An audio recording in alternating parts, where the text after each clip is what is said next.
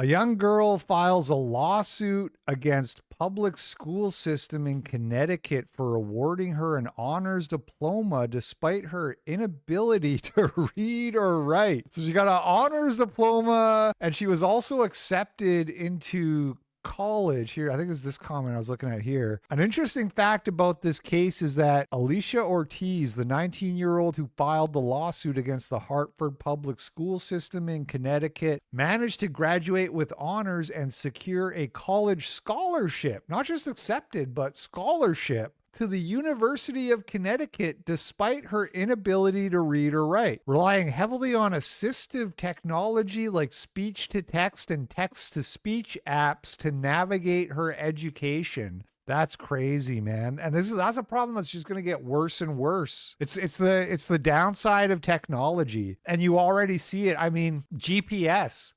How many people use GPS like every time they have to drive anywhere? And then if their GPS broke and they had to figure out how to like get across the city without it, they would just be totally fucked because they've never had to do that. I use GPS, don't get me wrong. But if I'm driving to the same place for like the fifth or sixth time, I'm always like, okay, it's time to start doing this without GPS just to get a little bit of practice, just to not have it be a total crutch. AI is literally thinking for you. So forget about not knowing how to read and write, not knowing how to navigate. People using too much AI, kids in school using AI, they're not going to know how to think.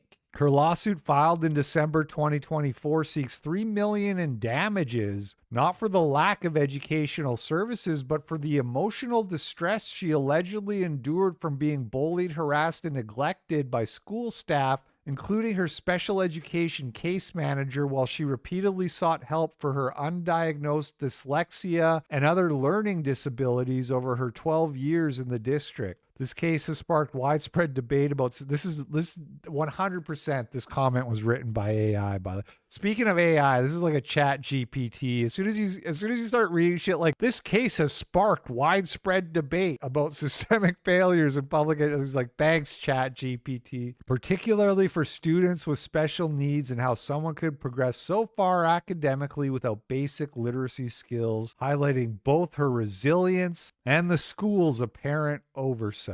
Did you ever think you'd be going to college here? No, never. Never in a million years. In some ways, Alicia Ortiz is living an American dream. The 19-year-old began her freshman year at the University of Connecticut in Hartford this fall. She's excited to study public policy, the culmination of hard work after moving north from Puerto Rico as a child. Do you remember when you first came to Connecticut? Yes, I remember I was very nervous, but I know it was gonna be better opportunities for me to learn. But Alicia says those opportunities never came to fruition. Even today, could you read this, or would it take you a long time? It's impossible. I just see his words everywhere.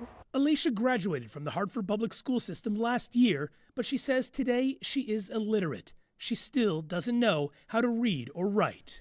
When she was in early education, they were just... How could she like sit for tests? Like what if they say, hey, you can't use your phone and your fucking AirPods? Because like if you had a phone and AirPods, it's like, okay, you could do the text to speech to have it read to you, but you could also just look up the answers on your phone then in it. Like surely somebody would have said, hey, what are you doing at some point? Either tell me to stay in a corner and sleep, or just draw pictures, flowers for them. And when she was in high school, she relied on speech-to-text programs and other apps to read and write essays. So if you had an assignment where you had to write something, you'd open up a document like this and then do what? I would go here to use the text-to-speech. It says dictate. Dictate, yep. I love pizza. This is how you would do your assignments. And then... Cats of the World VA sporting a twin-prop airplane. If you had to read something, that's how you do it. She said her mother, who got it. Pulling up the Leaning Tower of Pisa. No, wait. Pisa. I love Pisa. Does not speak English well, tried to get answers. She advocated so much. She went to the school. The principal will promise her that they will do better. And sometimes there will be people from the district or the directors promising her that they would do better. Now, Alicia is suing the Hartford Board of Education and the city for negligence. The suit alleges the school district documented and acknowledged Alicia's learning challenges through multiple grades, but because they were not adequately addressed, she continued to struggle academically and began exhibiting maladaptive behaviors in the classroom. Sometimes I will feel proud to be the bad child because at least I was something to them, and I wasn't invisible. While the city of Hartford and an educator named in the suit declined to comment when contacted by CNN, in a statement, Hartford Public Schools wrote, "While Hartford Public Schools cannot comment on pending litigation, we remain deeply committed to meeting the full range of needs our students bring with them when they enter our schools and helping them reach their full potential." What's the dog, man? Dr. Jesse Turner is the leader of the Literacy Center at Central Connecticut State University. He feels the main issue here is inequality in a university, and then it's all children's books. Unless this is for parents who are students who are dropping off their kids at daycare, why would this be at a university? Literal like baby books and shit like that. public education. America should be asking a question. Do we What is really going care on with these about schools, our man? children, all of our children? And I would argue that maybe we don't. A 2019 report from EdBuild, which promotes equity in public schools, found that majority non-white school districts get $23 billion less than districts that serve mostly white students. EdBuild 2019. This is garbage, by the way. This is debunked. This is wrong. I went over it in my school funding videos, which I need to re-upload to YouTube. And there's a better peer-reviewed study that actually found on average across America, Black and Hispanic students receive more funding than white students. I can't believe they're still pulling out this EdBuild garbage from 6 years ago. The methodology was completely flawed. Embarrassing. This is a report. It's not a study because it wasn't peer-reviewed. And it's garbage. It's totally wrong. Minority enrollment in Hartford's public schools is at about 90%. The Department of Education's a big con job. Plus, Turner fears... So what? Hold on. What is this? Because we should be able to look up the per student funding of the school that we're talking, or the district at least. 21,000. Holy, that's high. For those of you who don't know, I mean, look, this is the AI overview. Take it with a grain of salt because the AI gets this shit wrong. In 2022, Connecticut spent a record $24,000 per pupil, according to the Yankee Institute. Connecticut's public elementary and secondary school per pupil spending hit a record of $24,000 in 2022. Okay, so now let's look up U.S.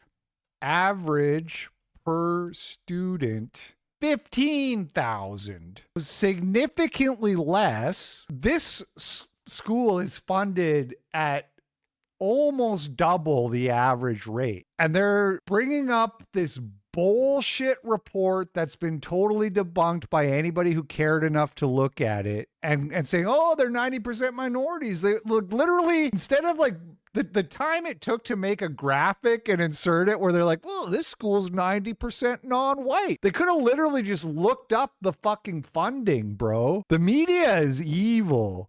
You do not hate the media enough. Libtards watch this shit and they just consume it totally uncritically and they think this is horrible. We need more funding so we can buy more fucking baby books like The Word Collector and Bounce for literal university students.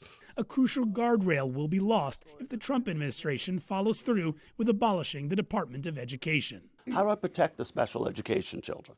Who do I go to if I close it down? College has presented its own obstacles, but Alicia says UConn has been accommodating, but she doesn't want any other student to go through what she experienced. I know we can do better, and I know we have a powerful community that wants to do better. I want to be the voice for them. Danny Freeman, CNN, Hartford, Connecticut. That fucking EdBuild study, it pisses me off so much, dude, because I researched that years ago. There's no reason that shouldn't be just common public knowledge that they totally fucked that up and that it's actually the opposite that's true. Hey, what up, family? Ding Dong. It is I, your boy LP, and the clip you just watched is from my live stream show, The Daily Cope, which I do 4 to 5 times a week on Rumble, Odyssey, and my other YouTube channel. I will link all of them below if you want to check it out. And thanks for watching. Hope you're having a great day, and I will catch you on the flip side. Peace out.